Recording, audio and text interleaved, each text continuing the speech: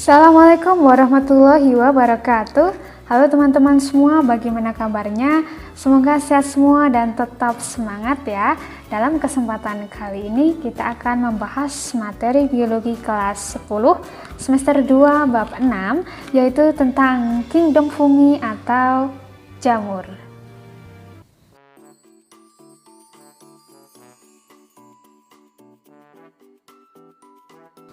Ilmu yang mempelajari tentang fungi atau tentang jamur ini disebut dengan mikologi.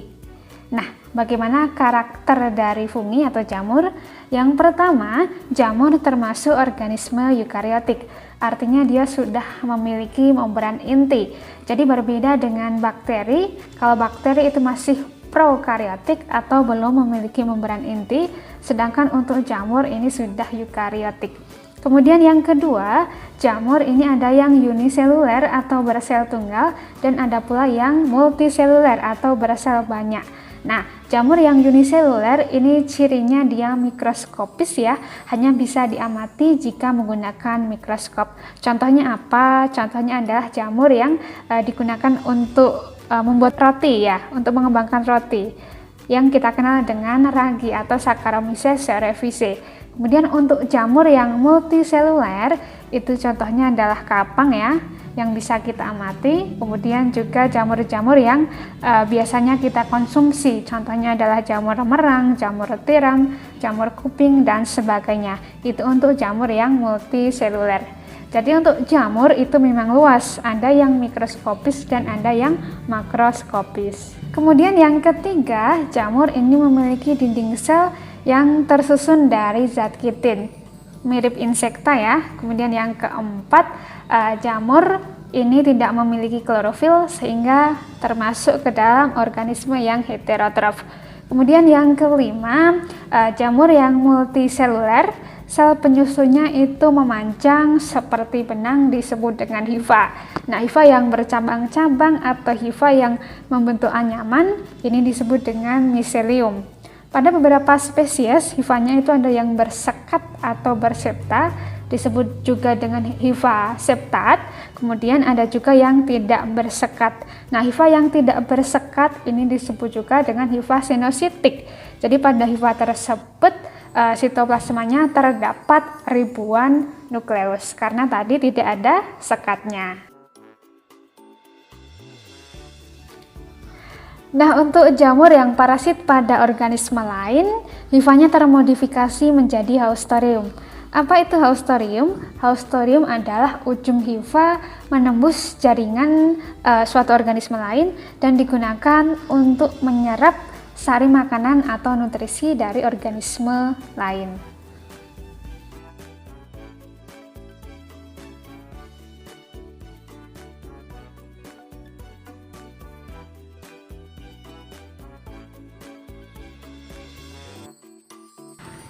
Selanjutnya kita masuk ke cara hidup dan habitat jamur.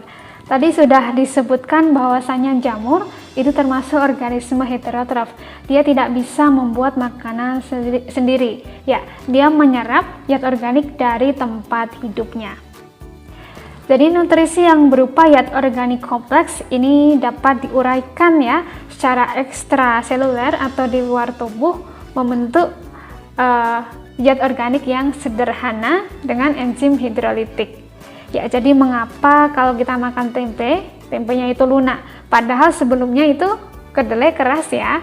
Kenapa jadi lunak? Karena jamur pada tempe atau rhizopus ini memiliki enzim hidrolitik yang mampu menguraikan atau memecah kedelai sehingga menjadi lunak. Berdasarkan cara memperoleh nutrisi, jamur ini dibagi menjadi 3 kelompok. Yang pertama namanya adalah jamur pengurai atau jamur saproba, kemudian yang kedua adalah jamur parasit, dan yang ketiga adalah jamur simbiosis mutualisme.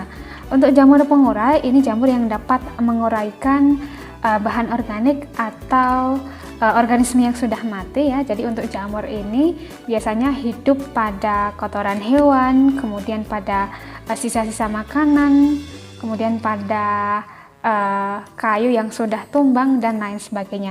Jadi untuk jamur pengurai ini fungsinya sebagai dekomposer dalam ekosistem. Kemudian yang kedua tadi adalah jamur parasit. Nah, jamur parasit ini adalah jamur yang dapat menyerap nutrisi dari organisme lain. Habitatnya di mana? Nah, untuk jamur parasit ini dapat hidup pada jaringan hewan atau jaringan tumbuhan atau mungkin pada manusia. Contohnya adalah jamur pano. Jadi untuk jamur parasit ini dia bersifat patogen. Selanjutnya yang ketiga adalah jamur simbiosis mutualisme.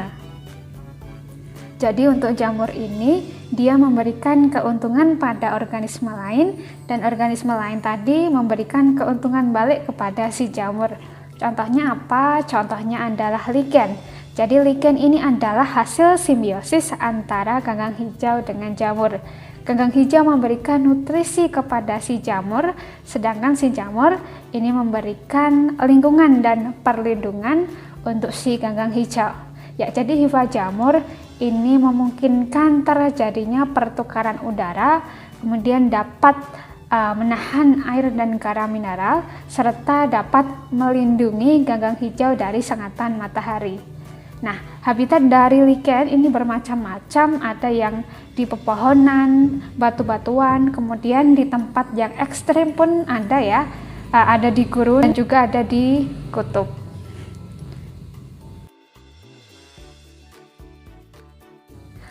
Oke teman-teman, jadi itu pembahasan kita kali ini. Pertemuan kali ini kita sudah membahas karakteristik, cara hidup, dan habitat jamur. Nah, di pertemuan berikutnya kita akan membahas klasifikasi dan reproduksi jamur.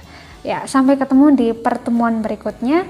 Terima kasih. Wassalamualaikum warahmatullahi wabarakatuh.